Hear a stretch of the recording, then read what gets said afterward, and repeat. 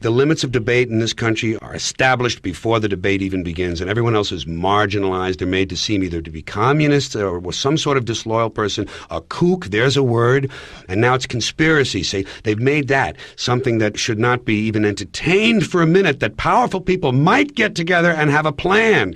Doesn't happen. You're a kook. You're a conspiracy buff.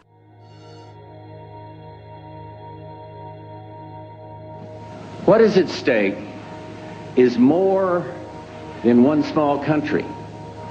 It is a big idea, a new world order. Out of these troubled times, our fifth objective, a new world order, can emerge.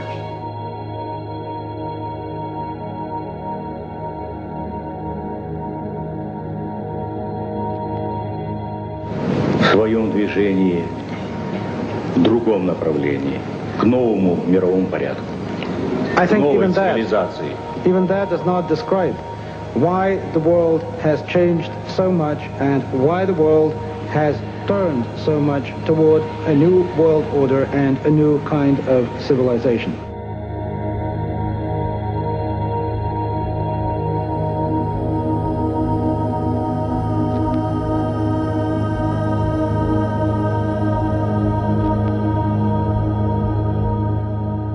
After 1989, President Bush said, and it's a phrase that I often use myself, that we needed a new world order, and instead it looks like we got a lot of disorder.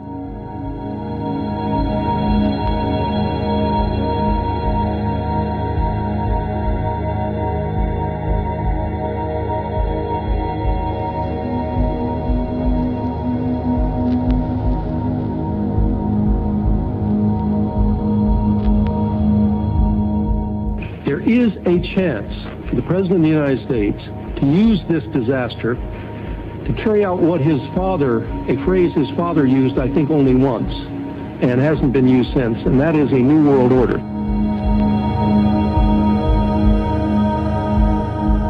This was a stirring address, in my view, shorter than his father's speech when he announced the New World Order.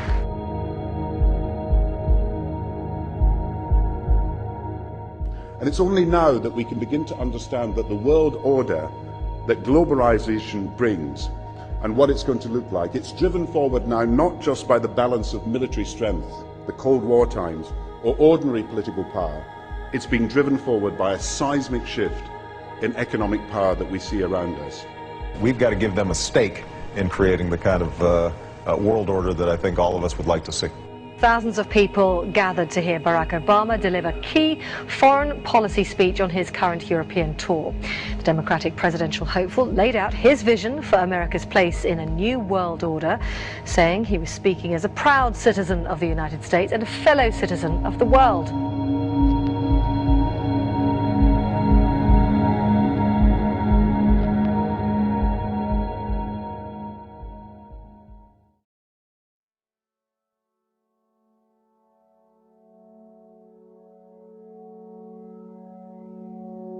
This film is unique in that it systematically studies the origins, activities, and destiny of evil. Presentations in this genre make all kinds of predictions about the future, most of which will turn out to be wrong. Instead of dwelling on the future, I'm going to survey the past. The New World Order is like a rope. That rope is made up of cords of political, military, economic, scientific, cultural, and religious power. Each cord of the New World Order rope is composed of people at the outer layers who have no idea what the ultimate goal of those at the center of each cord is.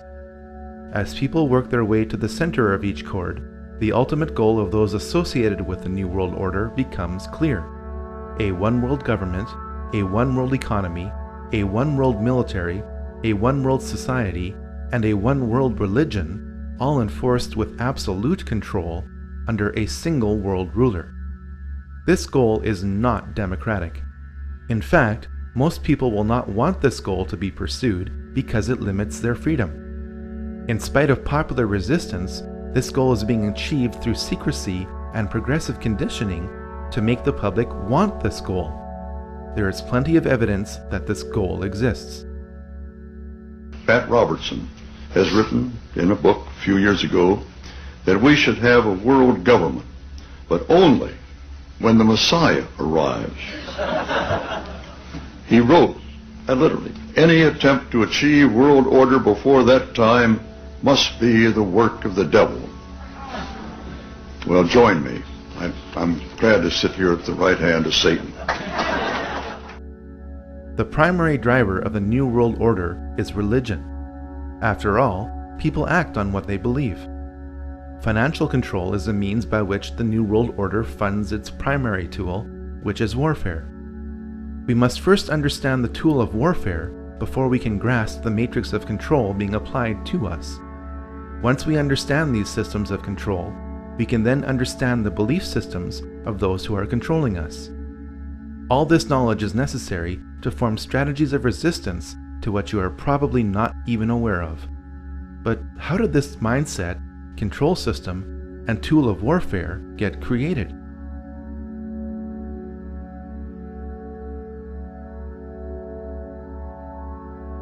All secret societies trace their origins back to the ancient mystery religions practiced in Sumeria, Egypt, and Babylon.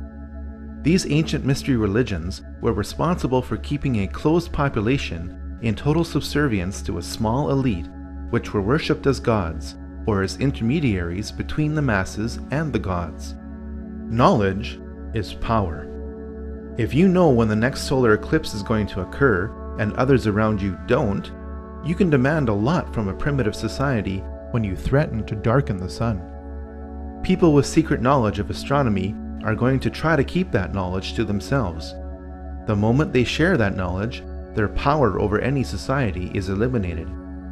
Large groups of people can be held in check by belief systems given to them by a tiny elite which keeps a core of knowledge to itself. This is why the most powerful groups in any society operate in secret. In fact, the word occult does not mean evil. It means secret. You are not supposed to know the secrets of the elite. Once you discover and verify these secrets, you'll be shocked at how the elite control you. The very word secrecy is repugnant in a free and open society, and we are, as a people, inherently and historically opposed to secret societies, to secret oaths, and to secret proceedings. And there is very grave danger that an announced need for increased security will be seized upon by those anxious to expand its meaning to the very limits of official censorship and concealment. That I do not intend to permit to the extent that it's in my control. For we are opposed around the world by a monolithic and ruthless conspiracy that relies primarily on covert means for expanding its sphere of influence, on infiltration instead of invasion, on subversion instead of elections, on intimidation instead of free choice, on guerrillas by night instead of armies by day. It is a system which has conscripted vast human and material resources into the building of a tightly knit, highly efficient machine that combines military, diplomatic, intelligence, economic, scientific, and political operations. Its preparations are concealed, not published. Its mistakes are buried, not headlined. Its dissenters are silenced, not praised. No expenditure is questioned, no rumor is printed, no secret is revealed.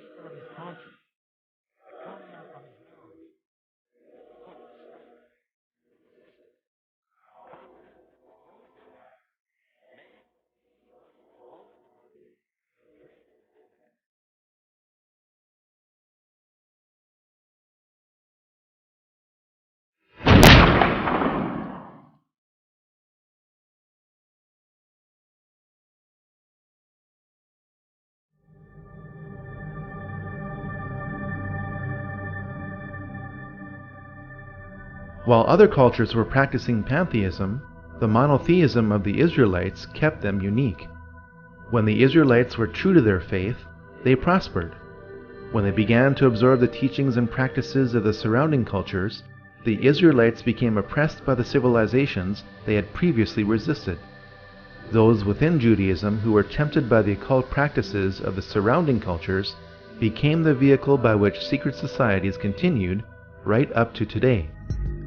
Practitioners of the occult within Judaism codified their beliefs in a sub-religion which became known as Kabbalah. On the surface, Kabbalism appears to be Judaism. In reality, it is the exact opposite of Judaism. The Kabbalah offers an occult counter-explanation to the revelations of the Jewish prophets and the history of the Israelites.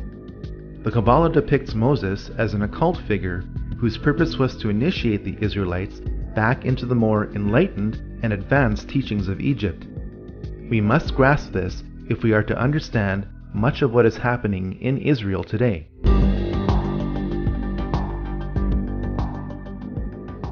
The emergence of Christianity during the height of the Roman era became a problem for the Romans.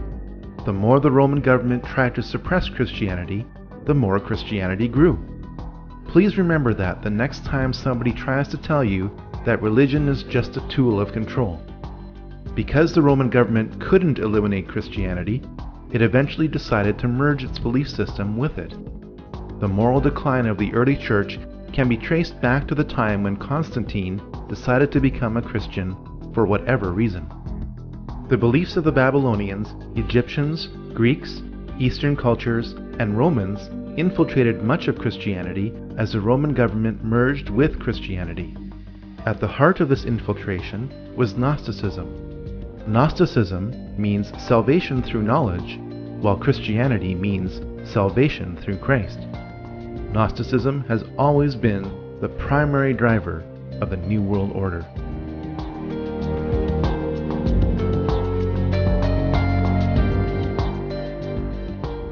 A military and religious order known as the Knights Templar was created in Jerusalem in 1118 by 9 French knights.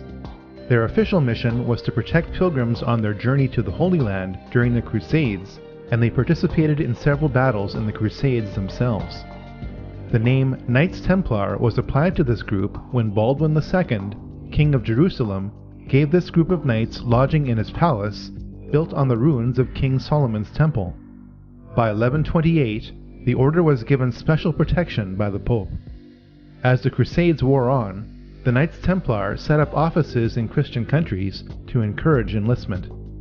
The Knights Templar were a tax-exempt organization and received donations from crusading pilgrims in exchange for protection to and from Jerusalem. Because its membership remained dominated by the nobility, the Knights Templar were granted many favors by European rulers. Through gifts of land and money, the Knights Templar became extremely wealthy and powerful. Pope Clement V resisted abolishment of the Knights Templar for years. Finally, after waves of public pressure, most notably from King Philip IV of France, the Pope ordered 54 Templars burned alive in Paris as punishment for conspiracy and Satan worship. The order was destroyed when the Grand Master of the Knights Templar, Jacques de Molay, was burned at the stake on March 18, 1314. Many of the Knights Templar fled to Scotland, Portugal, and to the island of Malta. Some of today's well-connected youth are still initiated into a secret society based on the Knights Templar, known as the Order of de Molay.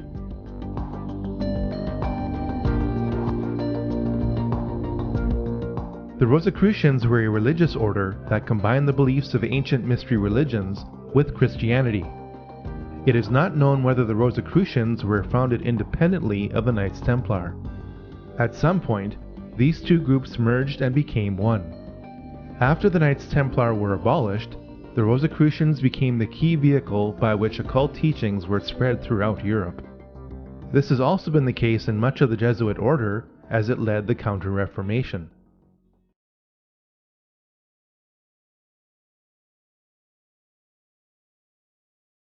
Freemasonry started when the Rosicrucians merged with the stonemason guilds of Europe.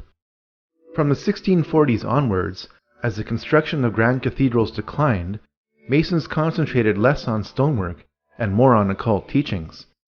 By 1717, the world's first Grand Lodge of Freemasonry was established in London. Freemasons were initially viewed positively by the public for doing good works, and the number of lodges grew rapidly throughout Europe. The age-old satanic desire for power also grew within Freemasonry.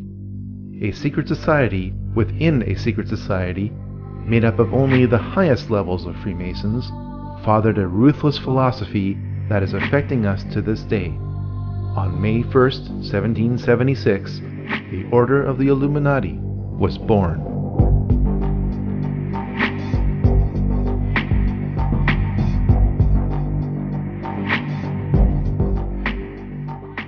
The Illuminati were a perfect storm of Freemasonic, banking, and religious interests. If you are truly interested in separating fact from fiction, what remains as fact about the Illuminati from original sources is most disturbing. By reading Robeson's Proof of a Conspiracy, the goals of the Illuminati become clear. Abolition of all monarchical government and patriotism to it. Elimination of private property and inheritance. Destruction of the traditional family. And eradication of all religion. The Illuminati were an extreme sect of Freemasonry. The effects of these institutions cannot be overemphasized.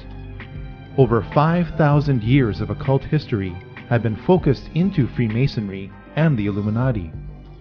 Around 250 years of occult practices have flowed from them. The modern financial system was created by a family which had connections to the Illuminati. The goals of communism are identical to the goals of the Illuminati. Modern propaganda movements can be traced back to Freemasonry and the Illuminati. Every major war, from the French Revolution onwards, has been influenced by Illuminati philosophy to progressively promote a one-world government. The Illuminati were headed up by Adam Weishaupt. Weishaupt had a Catholic background and, contrary to popular myth, was not a Jesuit or secret Jew. When his father died when Adam was 5, Weishaupt was sent to live with his godfather, rector at Ingolstadt University. Because the university was a Catholic institution, the rector brought home many suppressed books, which Adam read. Weishaupt graduated with a Doctor of Law degree from the University of Ingolstadt in 1768. Though the Pope disbanded the Jesuits in 1773, they were still allowed to teach canon law at the university because they were the only ones who were qualified to do so. This angered Weishaupt and pushed him further towards the radical teachings he read as a child. At first, Weishaupt had only a few disciples who met locally in Weishaupt's apartment in Ingolstadt, Germany. To my knowledge, this is the only presentation to prove the physical origins of the Illuminati. From this upper room, an evil philosophy of extreme rationalism was born. Weishaupt was initiated into the Masonic Lodge of Theodore of Good Counsel in Munich in 1777. Through his growing associations with Freemasons, priests, preachers, professors, dukes, colonels, and counts, Weishaupt worked to weave the Illuminati into the rope of Freemasonry. The nobility wished to become members of the Illuminati to establish more connections to advance their own enterprises and interests. Members of the Illuminati were gradually told the intentions of the group as long as they agreed with them and could be trusted to keep its secrets. In 1782, dozens of participants attended the Masonic Congress of Wilhelmsbad, which became the power base of the Illuminati. At its height, the Illuminati had around 2,000 members. The House of Rothschild was on its way to becoming the most powerful banking family in the world. Mayer Amschel Bauer, a Jewish coin dealer of humble origins, changed his name to M.A. Rothschild. He placed a red shield in front of his banking house, which incorporated a hexagram. The family crest has evolved over time, but maintains this element within it to this day. Mayer Rothschild never became a member of the Illuminati, nor did he finance this movement as is commonly believed. Rothschild did act as banker for 2 members of the Illuminati. Archbishop Prince Karl Theodor Delberg attained the highest degree within the Illuminati in 1784 and was a traitor for France and Napoleon. He reluctantly emancipated the Jews of Frankfurt in 1811 for a high price, financed by Mayer Rothschild. Karl, Landgrave of Hesse-Kassel, was deeply into the occult and was the main organizer of the Congress of Wilhelmsbad, held at the summer home of Karl's brother, William IX, Elector of Hesse. The House of Hesse built up one of the largest fortunes in Europe by hiring out mercenaries conscripted from its own kingdom to other nobilities. Mayer Rothschild handled the mercenary blood money of the House of Hesse by becoming its banker in 1783. The House of Rothschild grew from its connections to members of the Illuminati, and not because the two were combined. Despite their best efforts at necessary secrecy, the Illuminati were exposed in 1784 by the Bavarian government, which soon issued an edict banning all secret societies. The workings of the order were contained in writings seized by the Bavarian government, which took them so seriously as to publish them in an official document entitled The Original Writings of the Order of the Illuminati, which was distributed to the major governments of Europe. Some members of the Illuminati were arrested, while most fled Bavaria under the edict. This only spread Illuminati philosophy further throughout Europe. Adam Weishaupt went underground and re-emerged under the sponsorship of Duke Ernst II of Saxe-Coburg-Altenburg, where he would continue to write books on the Illuminati until his death.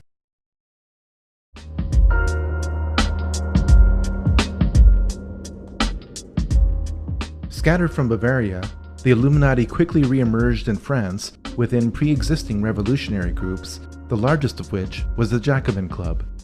The Jacobins, with the money from the Duke of Orleans, bought up and transported out much of the grain supply in France to create an artificial food shortage in 1789. The famine that resulted drove people to revolt. The Jacobins told the people to blame the famine on King Louis XVI and Queen Marie Antoinette. The fate of that French monarchy was sealed in the minds of the public when it was alleged that Marie Antoinette said, "Let them eat cake," in response to the famine. Jacobin propaganda pinned this saying on Antoinette to create maximum hatred for the monarchy. It worked. The hatred of all authority in the French Revolution did not stop with the execution of the French king and queen in 1793. By the time the 6 successive waves of the French Revolution had passed, over 18,000 people had been guillotined without trial. Decapitated heads of the nobility were stuck on bayonets and paraded throughout the streets. The Christian calendar was abolished. The work week was lengthened to 10 days straight. By the time the French Revolution burnt itself out, it is estimated that this program killed 300,000 people, all in the name of liberty, equality, and fraternity. The world's first revolution, guided by the Illuminati, was complete.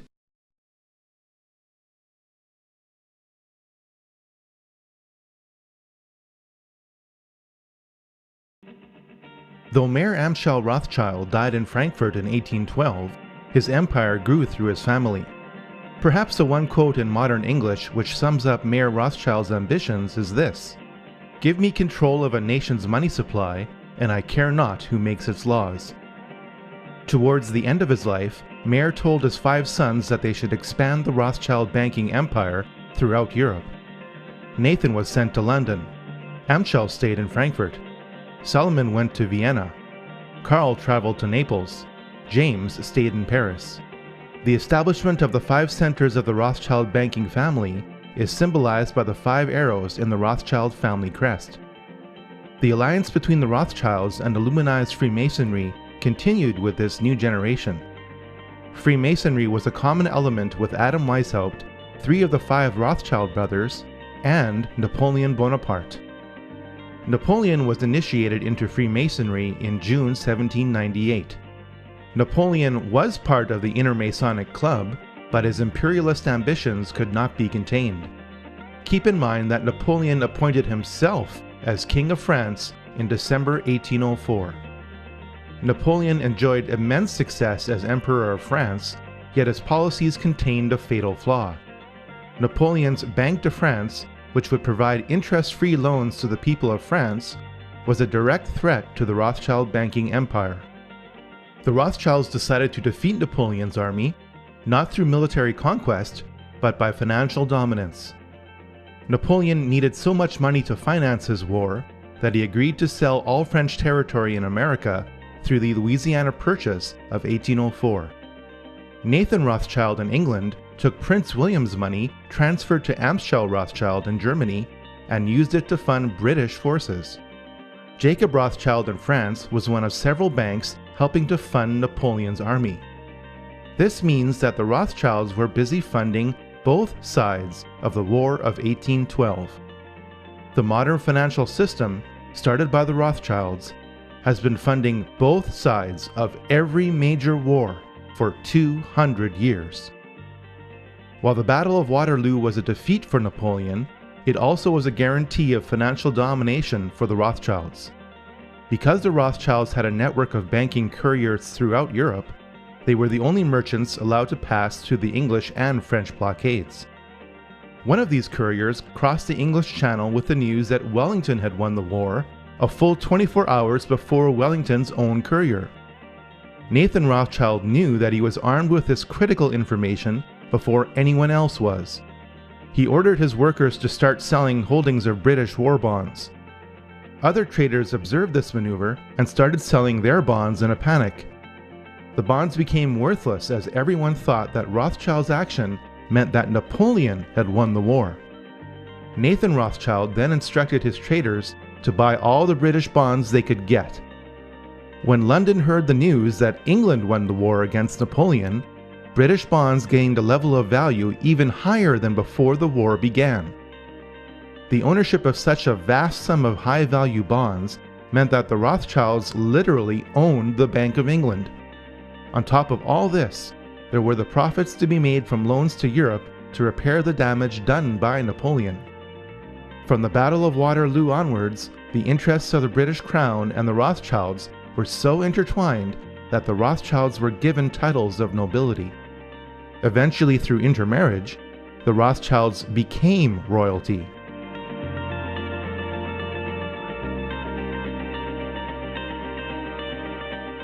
Following the Napoleonic Wars, the Illuminati thought that the nations of Europe would be so tired of fighting that they would agree to enter into a federation. Switzerland was declared to be a neutral country into which member kingdoms could deposit their money. Since the post-Napoleonic nations of Europe were heavily indebted to the Rothschilds, it could be argued that the Congress made Switzerland act as the modern version of the Knights Templar for the past 200 years. Now you know why Switzerland has acted as Europe's untouched bank during the European slaughters of World War I and World War II. The Congress of Vienna resulted in a treaty. Russian Tsar Alexander I opposed this treaty because he saw the Congress as an Illuminati takeover. The Rothschilds vowed that the Romanov dynasty would someday come to an end.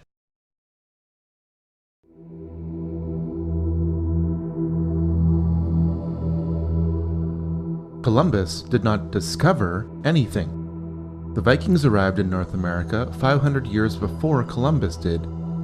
Manly P. Hall, the most prolific Masonic author of all time, wrote a compact book in 1944 entitled The Secret Destiny of America. It confirms that the Old World knew about the New World for thousands of years. Columbus sailed to the West because his family and those who paid for his expedition were steeped in Rosicrucianism and wished to lay the foundation of a new world order. One only has to look at the cipher used in his signature for proof of this claim. Much of the occult knowledge of the Knights Templar is carved in stone in Scotland's Rosslyn Chapel. The carvings that line the inner frame above this window are of maize or of Indian corn that grew only in the New World. How could this be if the construction of the Rosslyn Chapel began in 1446 or 46 years before Columbus sailed to the West? For the answer to this question, we should look at the sails on the ships used by Columbus. They were adorned with the logo of the Knights Templar. From before the time of Columbus until today, America has always had a special place in the plans of the New World Order. The Illuminati in Europe saw the rare positive outcome of the American Revolution and sought to subvert it through the Columbian Lodge of the Order of the Illuminati, established in New York in 1785. Agents of the Illuminati worked to start a new revolution in America so that America would resemble France without the Napoleonic influence.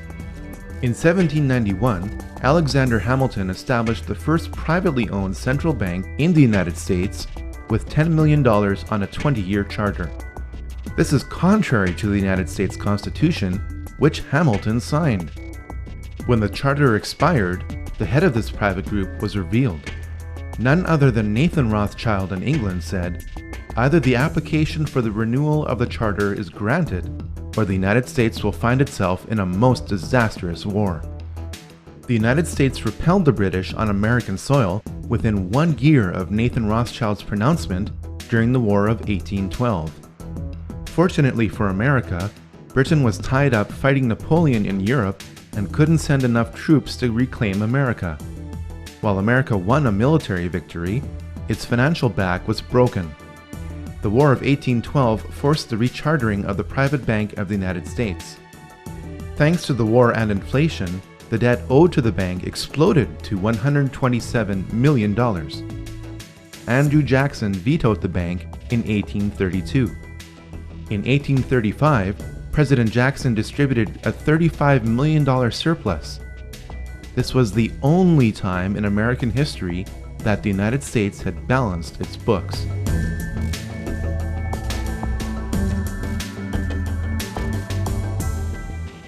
The Rothschilds had their sights set on reclaiming America. A divide and conquer strategy would be used by creating a conflict between the North and the South. The North was to be a British colony annexed to Canada under the control of Lionel Rothschild. The South was to be a French colony given to Napoleon III of France under the control of James Rothschild. Lincoln's main problem shifted from slavery, which he outlawed, to how he was going to pay for the defense of America against the international bankers who were destroying it. Lincoln came up with a brilliant solution called the greenback. The government would print its own interest-free currency that would later be redeemable in gold. The bankers wouldn't stand for this. On April 14, 1865, 5 days after the South surrendered, Lincoln was shot by John Wilkes Booth. Booth was a member of the Knights of the Golden Circle.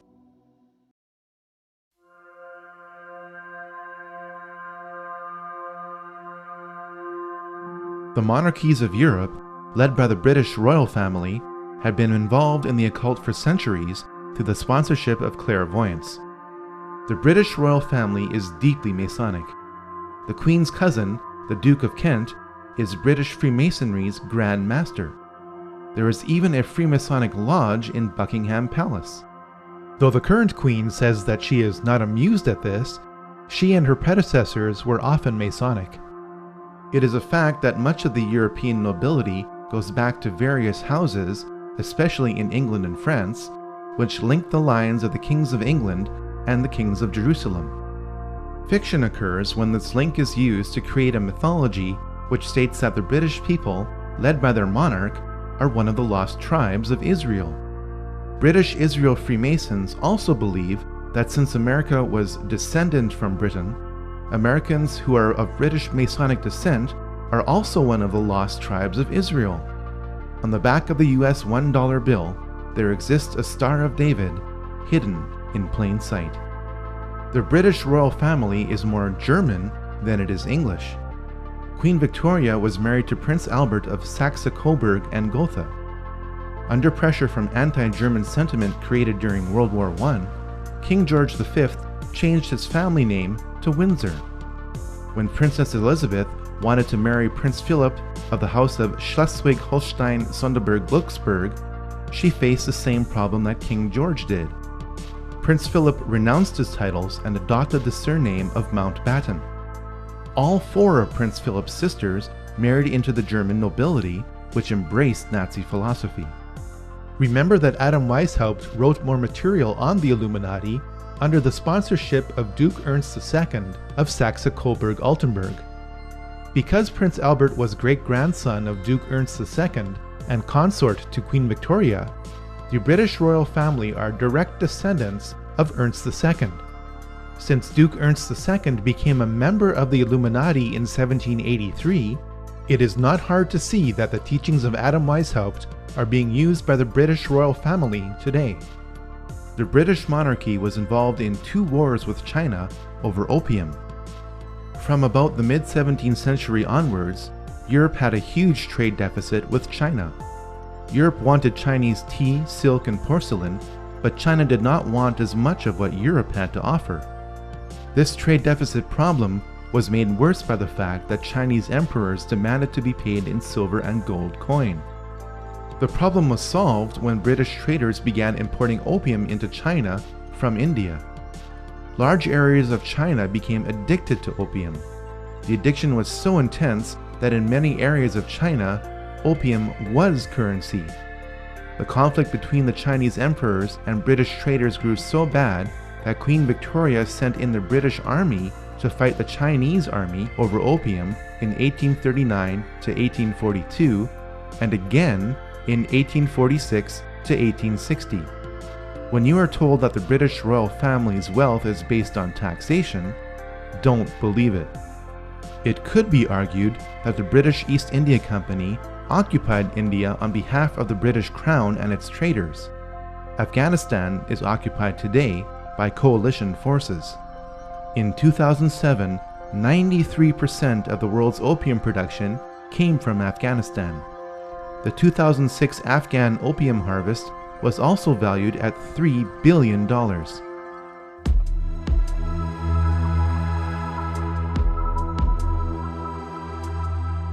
The Round Table groups are the most influential and interconnected secret societies in the Western world. While Cecil Rhodes did not start any of these groups, he was instrumental in ensuring that they worked together toward a common goal. In 1966, Georgetown University history professor Carroll Quigley defined this goal in a massive work entitled Tragedy and Hope.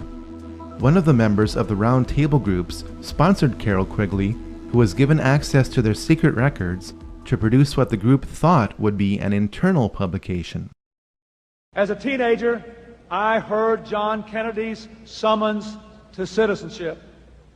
And then as a student at Georgetown, I heard that call clarified by a professor named Carroll Quigley, who said to us that America was the greatest nation in history because our people had always believed in 2 things: that tomorrow can be better than today, and that every one of us has a personal moral responsibility to make it so.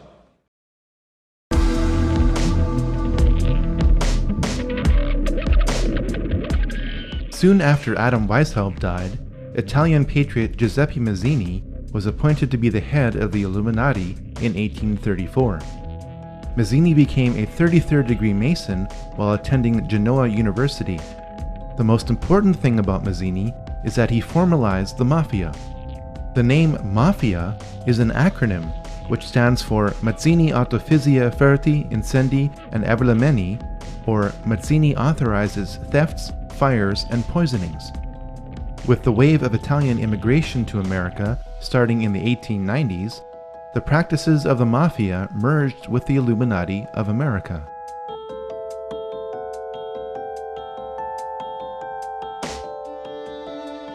Next to Adam Weishaupt, Albert Pike is the most influential Freemason in history.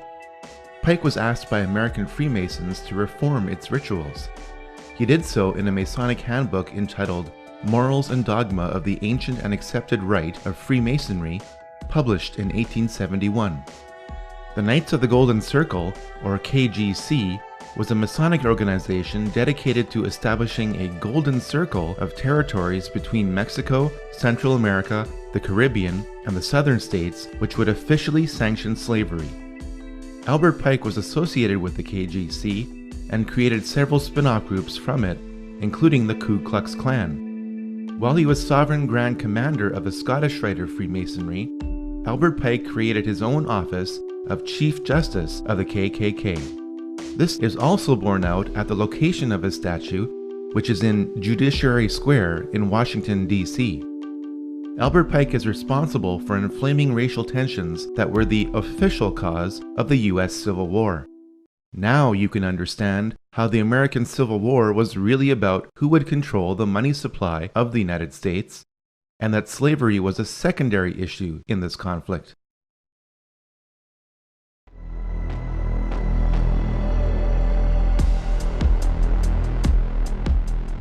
William Huntington Russell was one of the more prominent merchants involved in the Chinese opium trade. Born in America, Russell did what most wealthy businessmen did during the Industrial Revolution: protect his assets from taxation by establishing a tax-free foundation. The tax-free foundation that Russell and Company established based on opium revenue was the Russell Trust. The key institution of indoctrination that Russell Trust established was Skull and Bones. Skull and Bones was founded at Yale University in 1832 as a black lodge of Freemasonry. The odds that both presidential candidates would happen to be members of Skull and Bones is approximately 1 in 750,000. 3 generations of the Bush family have been members of Skull and Bones. George W. Bush, his father George H.W. Bush, and his father before him, Prescott Bush, were all members of this occult secret society. It has been alleged by members of Skull and Bones that it was Prescott Bush who stole the skull and bones of Indian Chief Geronimo and placed it in the tomb as a source of spiritual power. George W. Bush never apologized for his activities in Skull and Bones. One of the first things he did as president was appoint many of his fellow bonesmen to positions of power.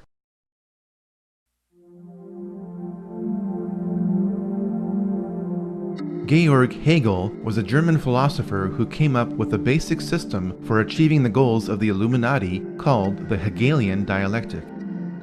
This system is based on 3 steps.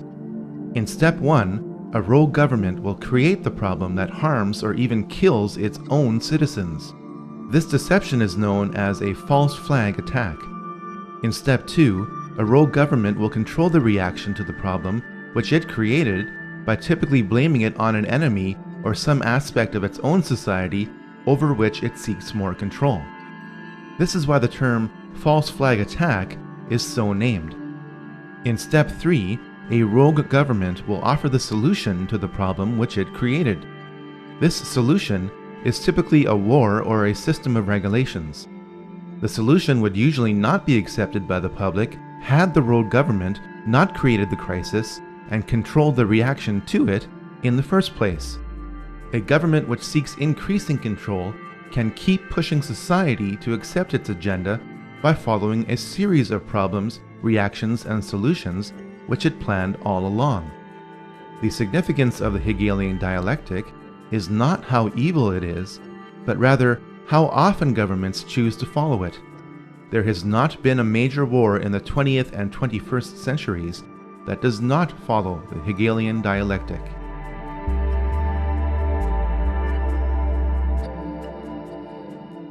Though his family converted to Christianity, Karl Marx became a Satanist during his university years. In a poem entitled Pale Maiden, Marx wrote, "Thus heaven I forfeited, I know it full well. My soul, once true to God, is chosen for hell." Over time, Marx became a 32nd degree Mason. Karl Marx met up with German philosopher Friedrich Engels. Engels joined a revolutionary group 10 years earlier, founded by Giuseppe Mazzini. It was Engels who would feed Karl Marx physically and intellectually for life. Marx published the Communist Manifesto in 1848 based on a draft from Engels. The manifesto was commissioned by the Communist League in London, whose history can be traced back to the Jacobin Club and the Illuminati. The foundations of communism are identical to the goals of the Illuminati. Karl Marx was always looking for money. He found it when Nathan Rothschild gave Marx several £1,000s to finance the cause of socialism through the Hegelian dialectic. Marx wrote Das Kapital in 1867, which became known as the Bible of the working class. While his Bible called for the working class to rise up and overthrow the financial bourgeoisie, Marx evidently did not practice what he preached. In an 1864 letter to his uncle, Marx announced that he made £400 on the stock exchange. Nikolai Lenin picked up where Karl Marx left off.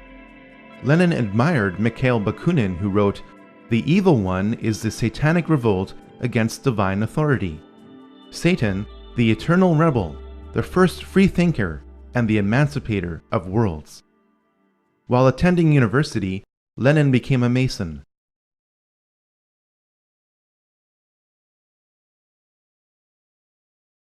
Stopped by Andrew Jackson and delayed by Abraham Lincoln, the international bankers finally seized control of the financial system of the United States. On December 23, 1913, the Federal Reserve Act passed through Congress when most congressmen were home for Christmas.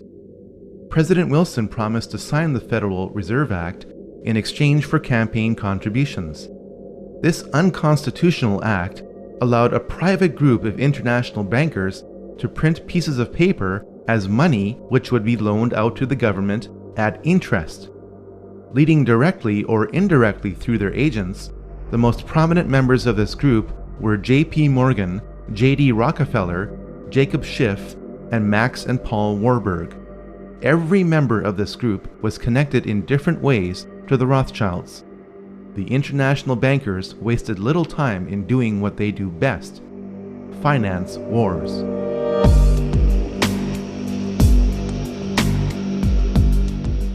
The bankers of Europe and America found a way to ignite the growing tension between Germany and the Anglo-American establishment for the economic and cultural dominance of Europe.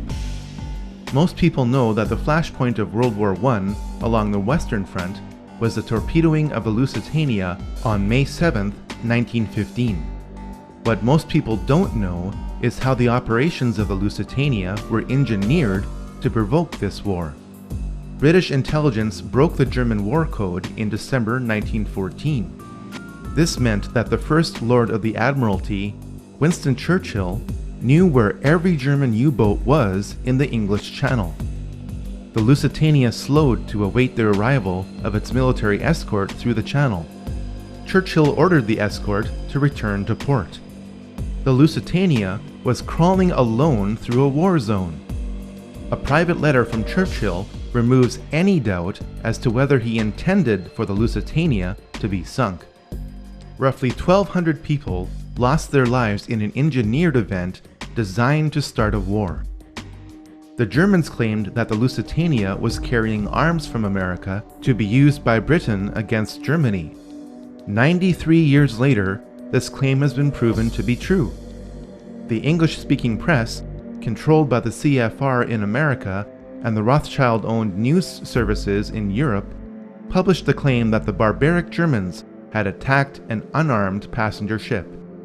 This ignores the fact that the German government placed warnings in New York newspapers reminding passengers that the ship would be sailing into a war zone. The best example of how the Illuminati bankers funded both sides of World War I was given through Max and Paul Warburg.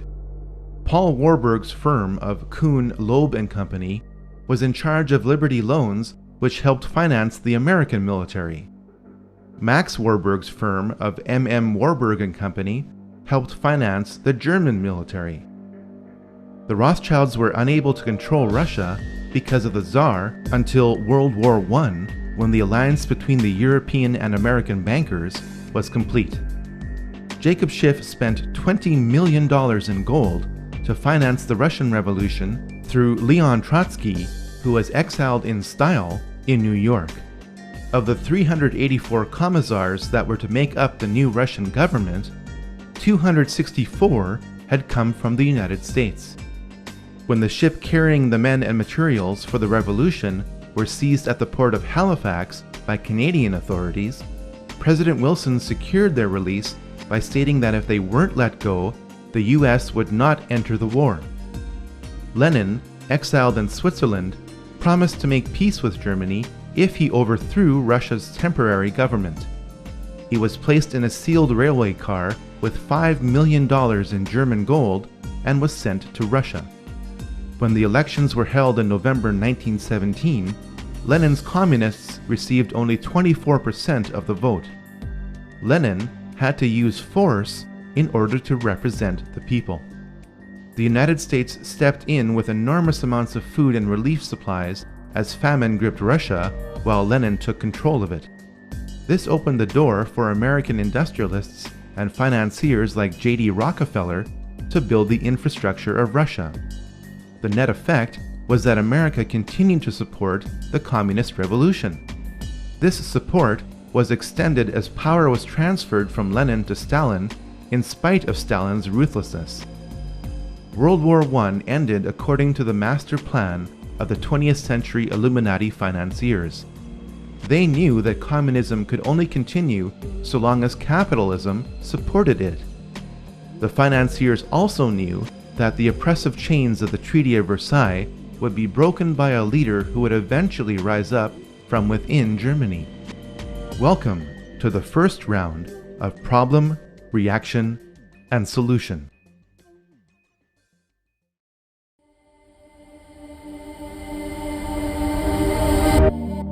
As the Industrial Revolution progressed, several captains of industry emerged in America. Andrew Carnegie made his fortune in steel production. Henry Ford excelled at making cars. John D. Rockefeller made the largest fortune in America through banking based on oil production. Many have speculated that the CFR is an acronym based on Carnegie, Ford, and Rockefeller. While this may not be the case, all three of these men have had a financial stake in the CFR, which was officially formed in New York in July 1921. Its logo features a rider on a white horse giving a Masonic salute. The Latin word in the logo means everywhere.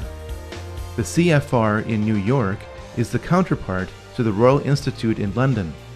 Both groups are members of the Round Table groups. The same bankers which established the Federal Reserve in 1913 funded the CFR through dozens of tax-free foundations. If you want to catch a ride in the Anglo-American machinery of the Illuminati today, you will agree to be told what to do. It's good to have an outpost of the council right here down the street from the State Department. We get a lot of advice from the council, so this will mean I won't have as far to go to be told what we should be doing and how we should think about the future. It's good to be back at the Council on Foreign Relations. As Pete mentioned, I've been a member for a long time and was actually a director for some period of time. I never mentioned that when I was campaigning for re-election back home in Wyoming. The goal of the Royal Institute and the CFR is nothing less than one world government. In 1950, CFR member James Warburg testified before the Senate Foreign Relations Committee and said, "We shall have world government whether or not you like it, by conquest or consent." You would think that the CFR would be the talk of the American mainstream media, but the CFR dictates what will make the American news and how it will be presented to reporters in key positions who are along for the establishment ride.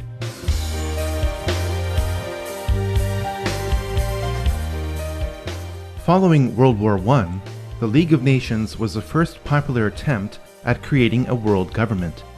The League was promoted as the way of providing a collective security, since an attack on any one member of the League would be considered an attack on all. The League failed as an organization, but acted as a successful stepping stone for the globalists. The League of Nations allowed the international bankers, like J.D. Rockefeller, to give more loans to more nations, provided the international bankers controlled the banking system of that nation. When the Bank for International Settlements was established in 1930, the Illuminati financiers gained more control of the world's money supply. This was all the more reason to start World War II.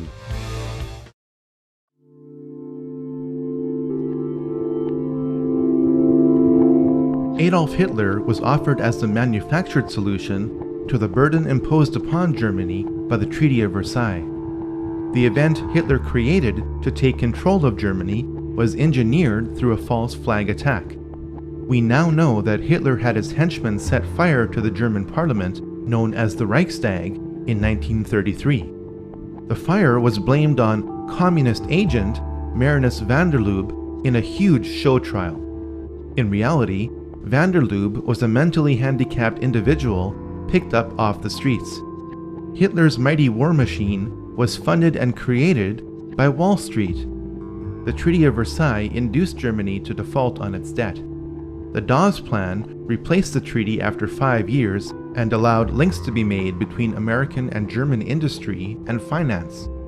From the mid-1920s to the late 1930s, through the Bank of International Settlements, over $135 million was loaned to the German electrical, steel, and chemical industries from Wall Street.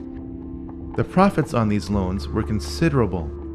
Without the technology for extracting petroleum from the German coal fields supplied by Rockefeller-owned Standard Oil of New Jersey, the Nazi war machine would have ran out of gas. One of the funders of the Nazi war machine was Prescott Bush, father and grandfather of 2 U.S. presidents. According to files from the U.S. National Archives, Prescott Bush was a partner in Brown Brothers Harriman. This was one of the corporations used by industrialist Fritz Thyssen to move assets between America and Germany. Prescott Bush's assets in Union Banking Corporation were seized under the Trading with the Enemy Act in 1942, after America entered the war. The Bush family fortune was built in part from funding the very enemy that would kill over 400,000 American troops. May I introduce our co-editors for this edition of the Longines Chronoscope. Our distinguished guest for this evening is the Honorable Prescott Bush, United States Senator from Connecticut. I think we have made, just in this year, very marked and noticeable progress in connection with the Cold War. Included in that, too, should be our efforts to get at this subversion business within our own government. The ideologies of the Nazis and the Communists were set against each other by the Illuminati financiers in a dialectical struggle. Both ideologies are flawed and use the same means to produce the same result. The Illuminati financiers chose to eliminate the Nazi movement and preserve communism for one very important reason. Hitler started to print money just like the Federal Reserve. At this point, all of Europe was tied up in war with itself. The problem and reaction stages of World War II would only be solved through America. America entered World War II based on the Pearl Harbor attack that was allowed to happen and deliberately made worse. The Japanese signals indicating the time, place, and resources to be used in the attack were remotely intercepted and sent to President Roosevelt. President Roosevelt chose not to relay the information to Pearl Harbor. America now had the excuse to attack Germany, even though Germany never attacked America. The Japanese were ready to surrender in February 1945, but 2 nuclear bombs were dropped on them after this date instead of being used in Europe. The madness of World War II accomplished several things for the Illuminati financiers. Profits could be generated by rebuilding Japan and using it to provide cheap labor to flood America with inexpensive goods. This would accelerate the long-term planned process of bringing down America, just as China is being used to help finish the job today. Communism was allowed to consume half of Europe in order to lock America and the Soviet Union in a new dialectical struggle and a new opportunity for profit. Most importantly, World War II paved the way to create the United Nations and the Nation of Israel. It must be noted that the top 4 players of World War II had ties to the occult. Hitler was deeply involved in the black arts. He joined a group focused on esoteric teachings called the Thule Society. This is where the logo for the Nazi Party came from. The occult foundation of Nazi philosophy was laid by Dietrich Eckart, not by Adolf Hitler. Joseph Stalin was involved in Freemasonry. Here we see him giving the same sign of the hidden hand, the same hand sign of Freemasons Napoleon and Solomon Rothschild. Franklin Roosevelt was a 32nd degree Mason. Winston Churchill was a member of 2 Masonic lodges, including a Druidic lodge. When you look at a photograph of the 3 main characters involved at the Yalta Conference in February 1945, keep in mind that all 3 were Freemasons.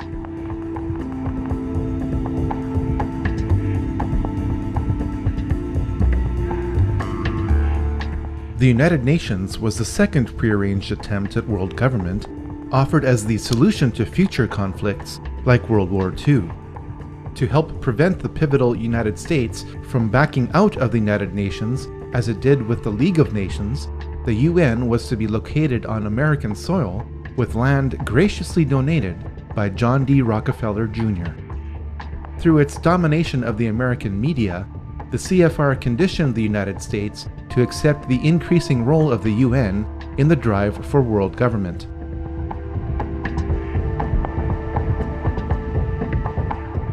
Political Zionism, a tool of the Rothschilds, clearly expressed the desire to create Israel long before World War II. This is documented in the Balfour Declaration of 1917. Arthur James Balfour of the British Foreign Office announced that it was the will of His Majesty's government to establish a Jewish homeland in Palestine. This official policy was given to the World Zionist Federation of Great Britain, headed by Lord Rothschild, over 30 years before Israel was created. James Balfour, a willing tool of the British Freemasonic crown, was awarded many Masonic royal titles for this and other services rendered. Political Zionism used and magnified the anti-Semitism of the Nazi movement to create Israel. As soon as Hitler took power in 1933, many Jews around the world boycotted German goods. The political Zionists in Palestine negotiated a secret deal with the devil.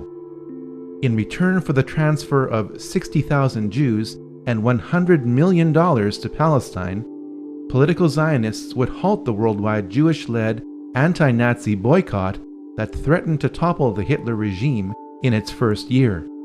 Over 40 million Chinese died in a 25-year period under the dictatorship of Mao Zedong, yet all you probably know is the phrase 6 million Jews.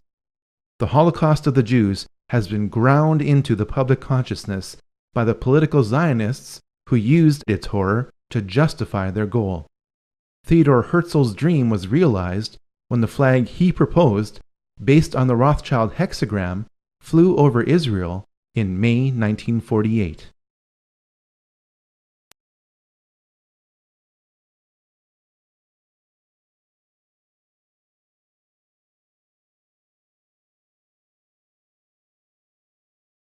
The wars against Asian communism for 30 years were symptoms of a much larger problem.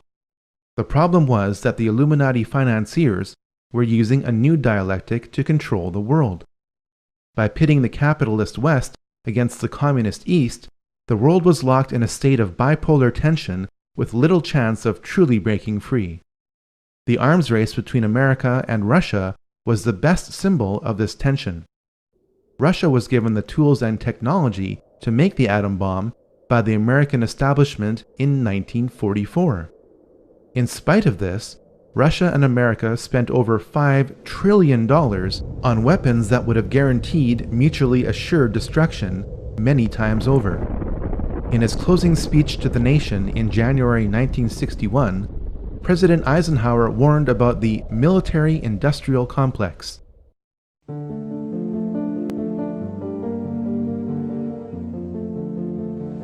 Until the latest of our world conflicts, the United States had no armaments industry.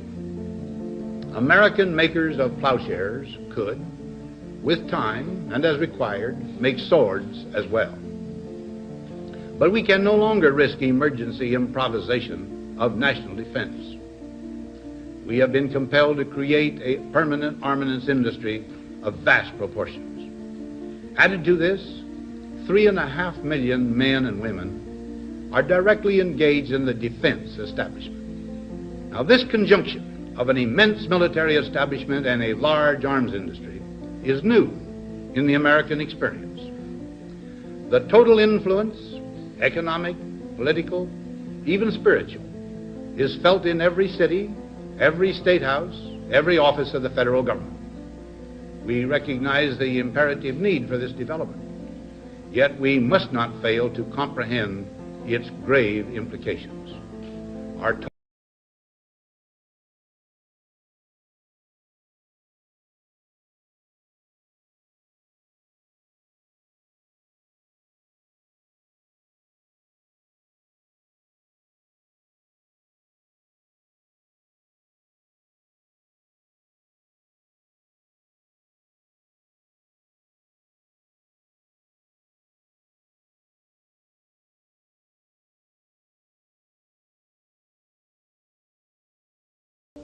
We should take nothing for granted. Only an alert and knowledgeable citizenry can compel the proper meshing of the huge industrial and military machinery of defense with our peaceful methods and goals, so that security and liberty may prosper together. We didn't listen to him then. We still aren't listening now. The Illuminati financiers planned for the failure of communism. Communism as a system is guaranteed to fail without support. It failed in 1989 through the symbology of the fall of the Berlin Wall. China was busy by this time producing goods for the capitalist West. In 50 years, the planet went from a multipolar world to a bipolar world to a monopolar world. In the meantime, 3 more secret societies emerged to help manage the planet without your awareness or consent. The time to encourage another war would soon be around the corner.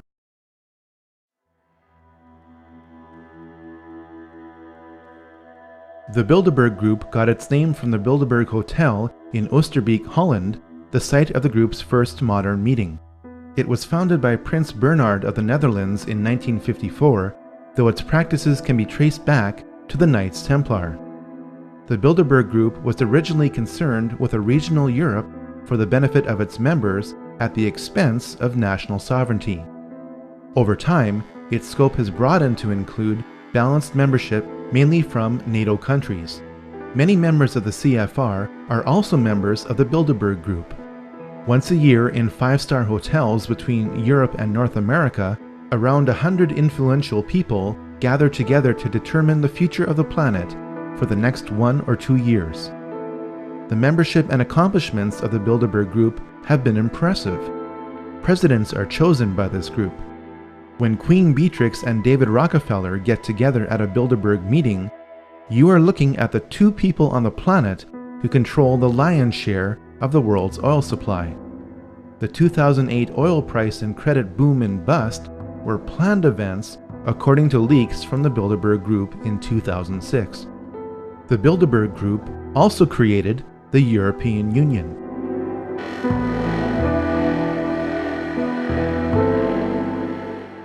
The Club of Rome promotes peace and prosperity, but does so in a way that advances world government at the expense of national sovereignty.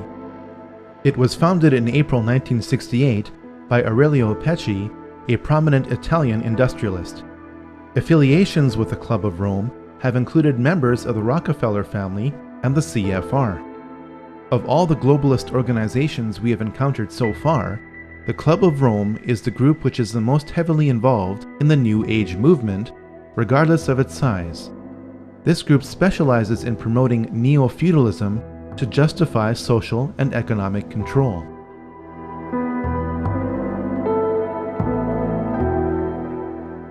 The Trilateral Commission was created in 1973 by David Rockefeller to launder money.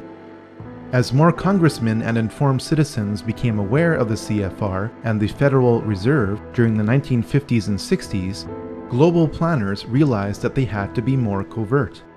Their American and European money would have to be sent to Japanese industrialists and Arab oil magnates who would use it to buy up Western businesses and real estate.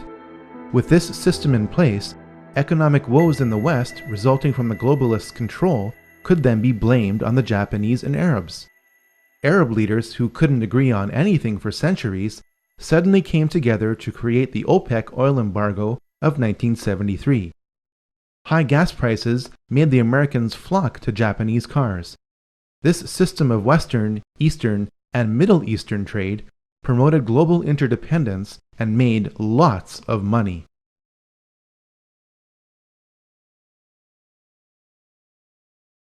Saddam Hussein became the new target of the Illuminati financiers with the collapse of communism in 1989.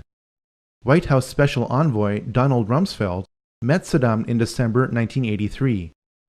Rumsfeld gave Saddam the gas he used to kill thousands of his own people, but that didn't matter to the elite. What did matter was that Saddam was pumping too much oil to get rid of his foreign debt. This lowered oil prices by flooding the oil market, angering OPEC nations.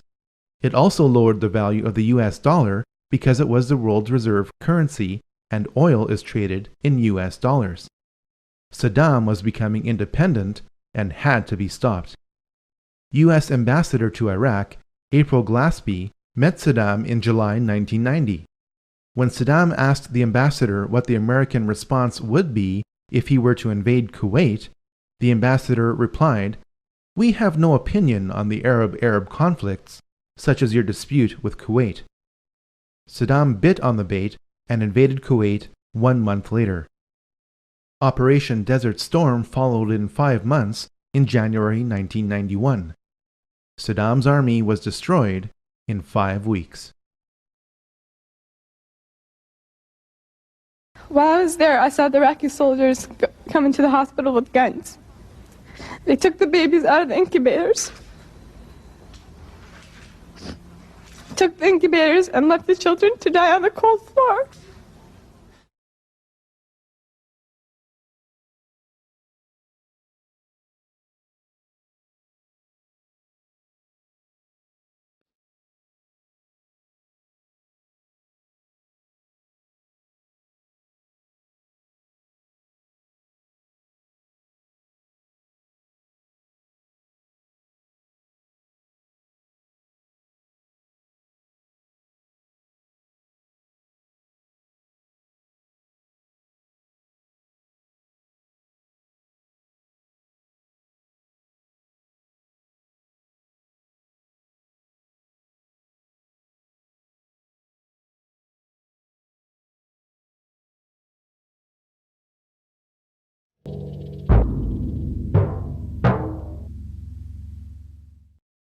All right, we are now led to understand that there are also firings in another city in Saudi Arabia.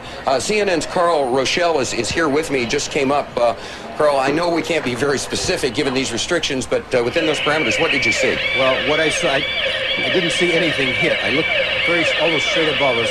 There is a vapor trail coming from my right to my left, and there's a cloud of something. It looks like it might have been an explosion, a cloud. I'd say...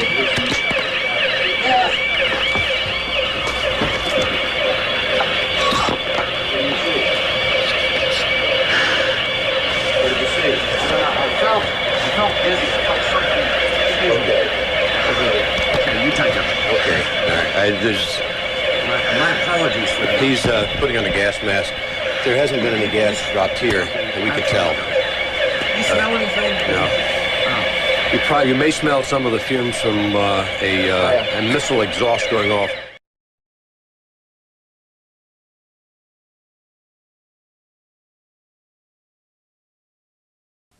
Je suis un journaliste américain. Oh, I love this country so much. You guys just don't have a clue. This is a Scud. You can tell it by its distinctive label. Now, when the missile is launched, the first thing you look for is the plume sticking out behind it. Now, when you detect this, you can tell it's been launched. Thank you.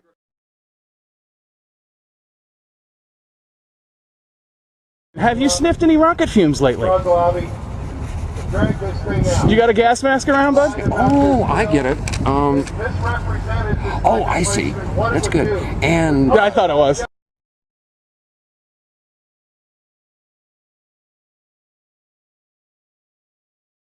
They took the babies out of the incubators, took the incubators and left the children to die on the cold floor. And they had kids in incubators, and they were thrown out of the incubators so that Kuwait could be systematically dismantled. It's a proud day for America, and by God, we've kicked Vietnam syndrome once and for all. Thank you very, very much. Saddam's baited invasion meant that the nation of Iraq and its rich oil reserves could be held indefinitely as ransom by the globalists from 1991 onwards. But this was not enough for the elite. George Herbert Walker Bush, member of Bohemian Grove and Skull and Bones, whose father helped finance the Nazis, signaled the intention of the Illuminati. His New World Order speech to Congress was given on September 11th, 1990, exactly 11 years before another staged event. The crisis in the Persian Gulf, as grave as it is, also offers a rare opportunity to move toward an historic period of cooperation. Out of these troubled times, our fifth objective, a new world order, can emerge.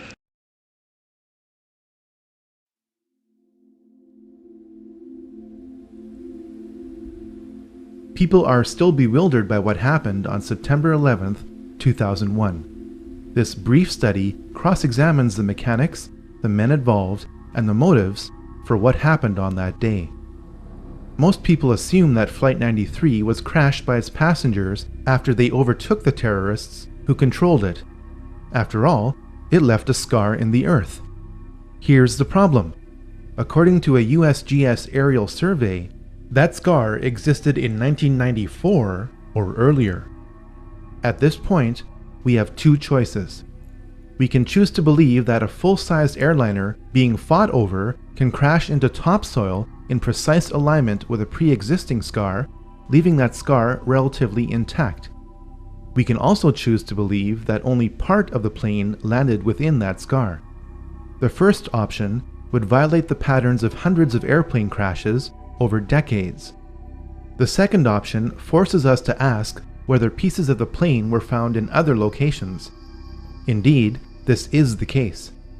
Small pieces of the plane were spread out over a debris field several miles long. This forces us to ask how the plane disintegrated. According to retired Colonel Don de Grand Pré, it was shot down by a member of the Air Force. We have since learned the probable name of the pilot who eliminated Flight 93. Lieutenant Colonel Rick Gibney was the only pilot in the United States Air Force to be given an award in secret for his actions on a special mission on 9/11. Most people assume that Flight 77 struck the Pentagon with no warning by a crack pilot. In recorded testimony before the 9/11 Commission, then Transportation Secretary Norman Mineta recalled what he witnessed in the Presidential Command Center below the White House. During the time that the airplane coming in to the Pentagon, there was a young man who would come in and say to the Vice President, the plane is 50 miles out, the plane is 30 miles out. And when it got down to the plane is 10 miles out, the young man also said to the Vice President, do the orders still stand? And the Vice President turned and whipped his neck around and said, of course the orders still stand. Have you heard anything to the contrary? This testimony proves that the Vice President was aware that something was approaching the Pentagon. Hani Hannour is alleged to have hijacked Flight 77 and flown it into the Pentagon. Here's the problem. The flight parameters for Flight 77, obtained under the Freedom of Information Act from the National Transportation Safety Board, indicate that the flight deck door remained closed once the plane was in flight. The mid-air hijacking of Flight 77 could not have taken place if the cockpit door never opened. One of the popular myths of 9/11 is that the Twin Towers were towering infernos.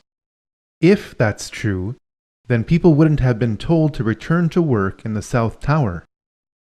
In the neighboring South Tower, people are also evacuating, but an announcement over the PA system tells workers their building is secure and they can return to their desks, an announcement that will soon have tragic consequences. If the towers were towering infernos, then the Battalion 7 chief would have never been able to make it to the 78th floor and say, We got tanks. I saw in the pockets of fire. We should be able to knock it down with 2 lines. Where you know that? 78th floor, numbers 1045, call 1. If the tower fires were melting steel columns, then Edna Sintron wouldn't have been able to wave from the plane impact zone with her light pants not even singed.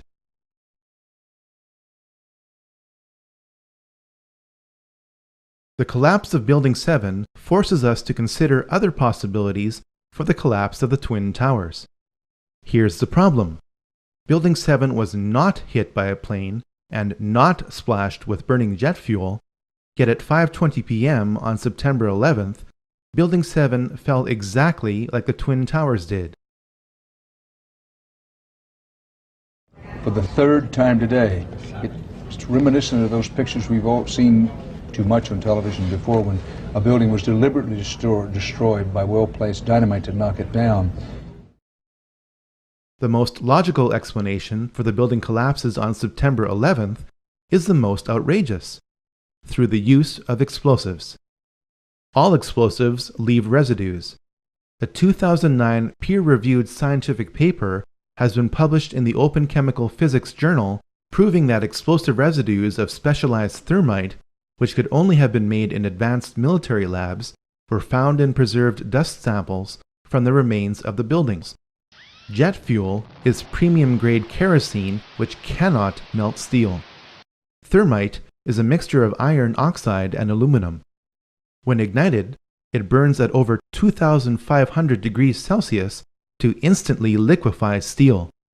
There is plenty of evidence that thermite was used on that day and that it kept reacting for weeks after the buildings collapsed. You'd get down below and you'd see molten steel running down the channel rails.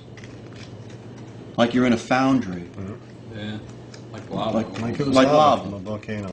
In addition to thermite, 2 other types of explosives were used to level 3 buildings on 9/11. The job of the shape charge is to cut steel H-beams. The way we do this is by cutting the beam at an angle, which, through a series of beams cut at the same angle, will tend to make the building shift over and walk. Shape charges were used to slice through posts at an angle, not straight across, for a reason. And the 4-1 should have taken a couple of companies that they were leaving back. Go against another. You want to call your mother or something? You gotta get back from here. We made it outside. We made it about a block. We made it at least 2 blocks, and we started running. Floor by floor instead of popping out. It was as if they had detonated. Yeah, as if they were planned to take down a building. Boom, boom, boom, boom, boom, boom, boom.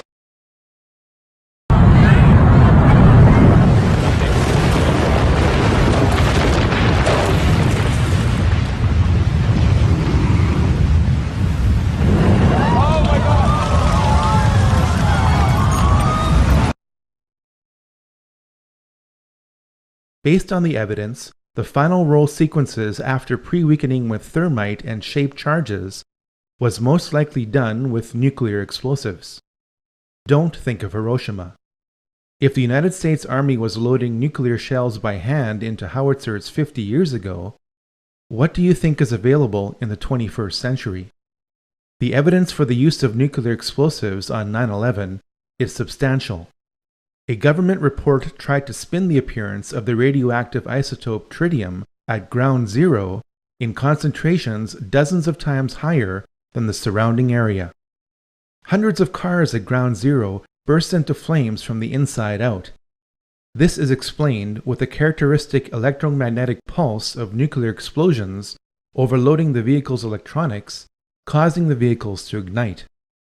It would be foolish to conclude that aviation-grade kerosene would cause this kind of selective damage while leaving truckloads of loose paper around the site untouched. Toxic fumes produced by fires from the continuously reacting thermite and radiation from the final roll sequences explain why 7 out of 10 people with significant exposure to ground zero are dying from a host of illnesses. If explosives were used to destroy buildings on 9/11, they would have had to be placed in the buildings. This is made easier when there was an unprecedented power down in the World Trade Center complex for alleged electronic upgrades on the weekend before September 11, 2001. Is it just a coincidence that the president's brother, Marvin Bush, was on the board of directors for the firm providing security at the World Trade Center? Is it also a coincidence that the firm's contract with the World Trade Center ended on September 10, 2001?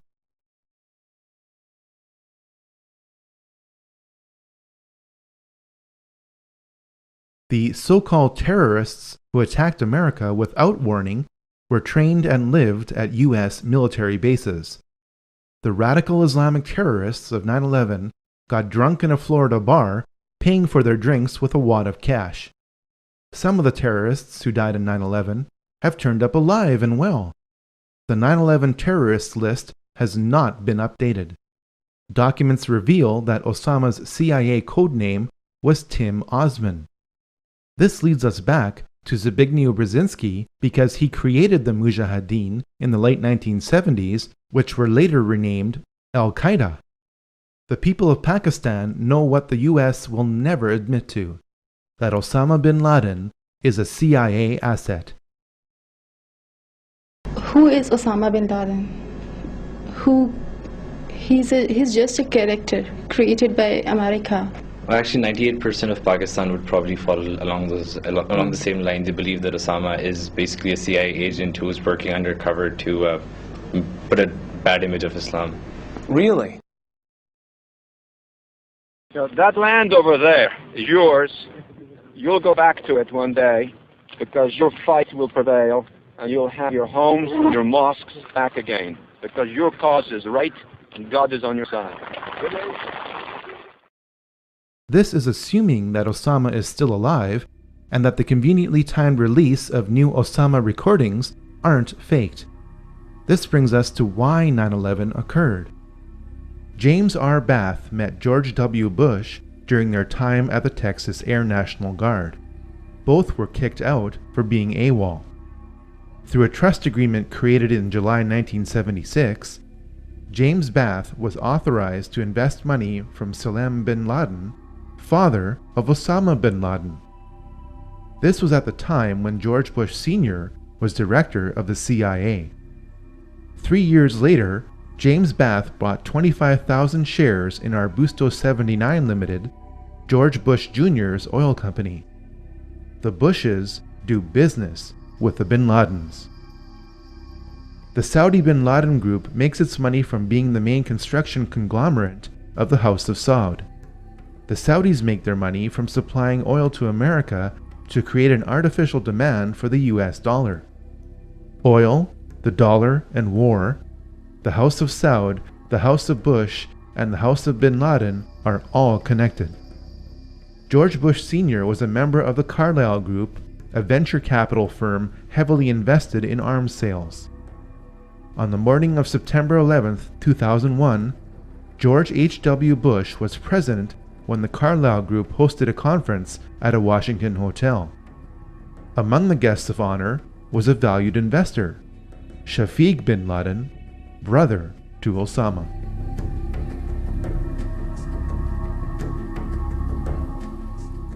Operation Northwoods is the name of a top-secret report produced in 1962 by the highest-ranking military officer in the United States.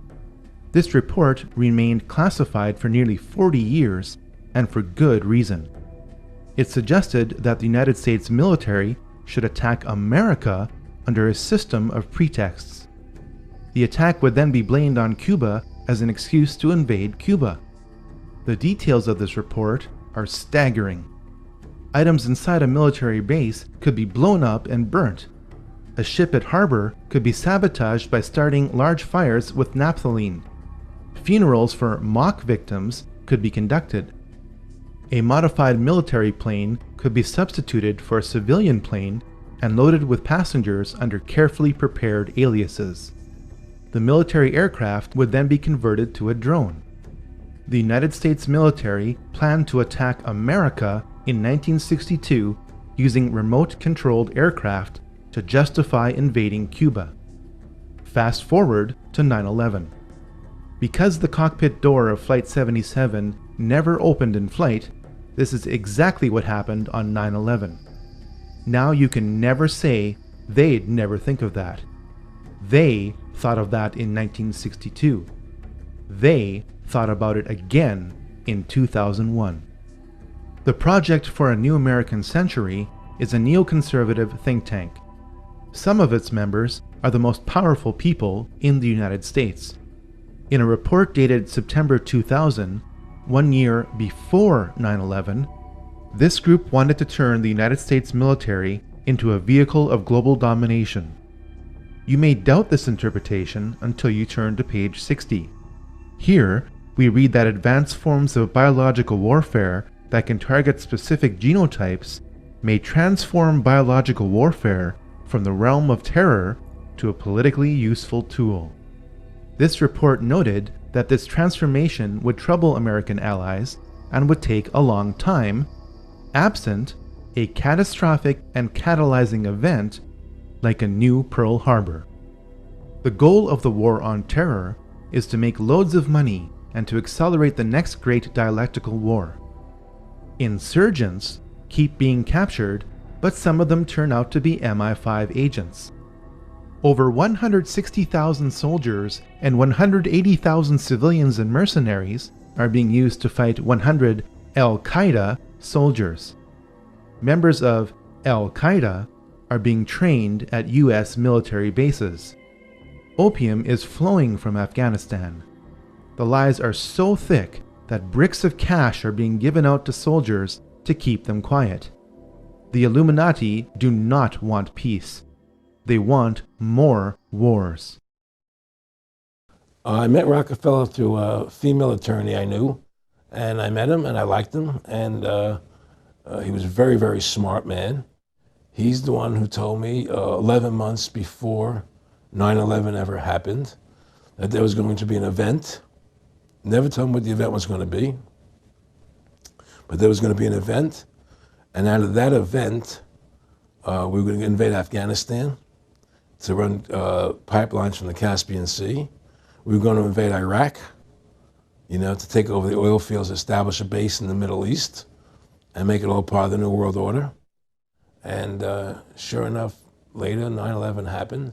And I remember he was telling me how you're going to see soldiers looking in caves for people in Afghanistan and Pakistan and all these places. And there's going to be this war on terror, which is no real enemy.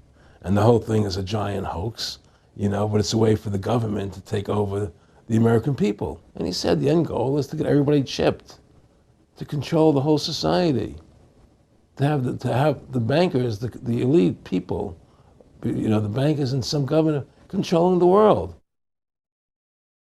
In earlier times, it was easier to control 1 million people than physically to kill 1 million people. Today, it is infinitely easier to kill 1 million people than to control 1 million people. It is easier to kill than to control.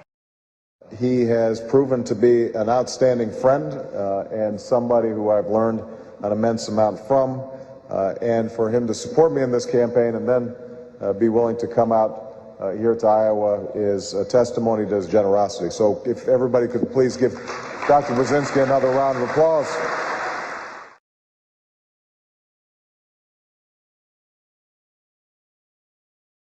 So far, we have learned that over 5,000 years of ancient mystery religions have filtered themselves into Illuminized Freemasonry by the mid to late 1700s. We have learned that every major war since the French Revolution has been manipulated through the Hegelian dialectic to provide more control to the Illuminati. We have also learned that Israel was an Illuminati creation. But where are we going from here?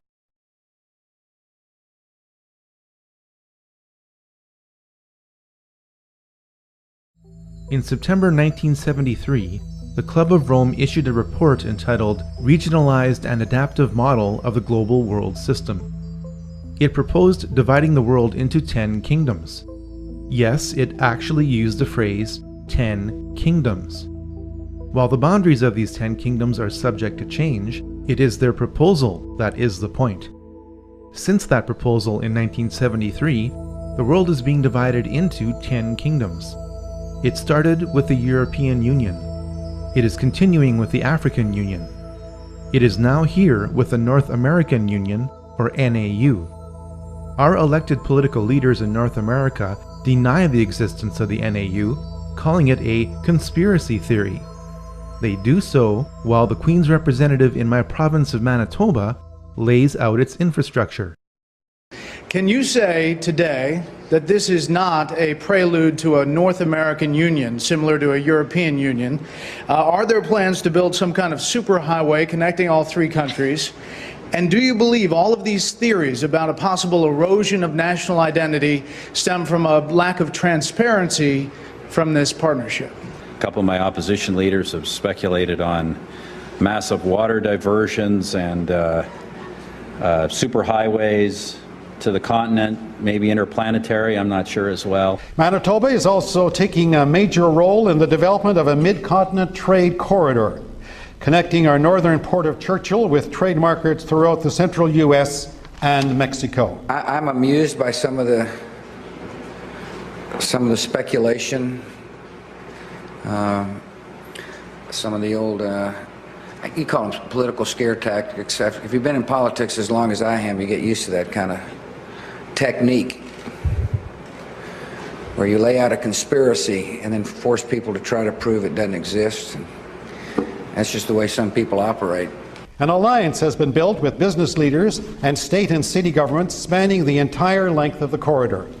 When fully developed, the trade route will incorporate an inland port in Winnipeg with pre-clearance for international shipping.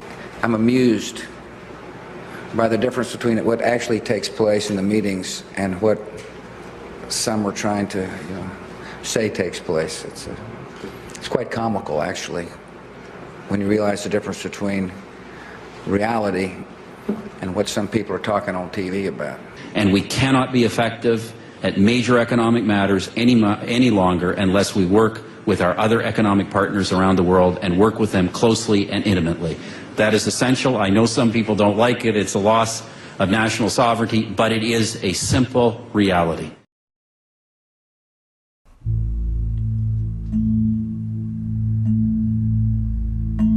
A lot of people are wondering about the future of America. New York is a dominant multicultural city. New York is also home to the United Nations, the premier organization of world government. The United States was allowed to become the world's biggest debtor nation when it became bankrupt in 1933, eventually along with all other nations, because your birth certificate is a bond. You are pledged as collateral on the debt of your nation. You are traded as a human resource on the stock exchanges of the world, especially in New York, the home to the world's largest stock exchange. Perhaps the greatest sign of America's pending destruction is on the back of the US $1 bill. You have been told that the bird on the right is an eagle. That's not what Manly P. Hall viewed it as. He knew that it was a phoenix, the ancient mythological bird of fiery rebirth. The phoenix is used to describe how old systems of power are deliberately destroyed to produce new systems of power. The system of power that is being built now is described on the left side on the back of the US $1 bill. You have been told that the Latin phrase Novus Ordo Seclorum means a new order of the ages. If you understood what the Roman poet Virgil meant when he wrote what this phrase is based on, it means God hath favored our undertakings, new order secular, or new world order. The occult purpose of America is to usher in the new world order on the back of what appears to be a trusted democracy. This purpose is hidden in plain sight.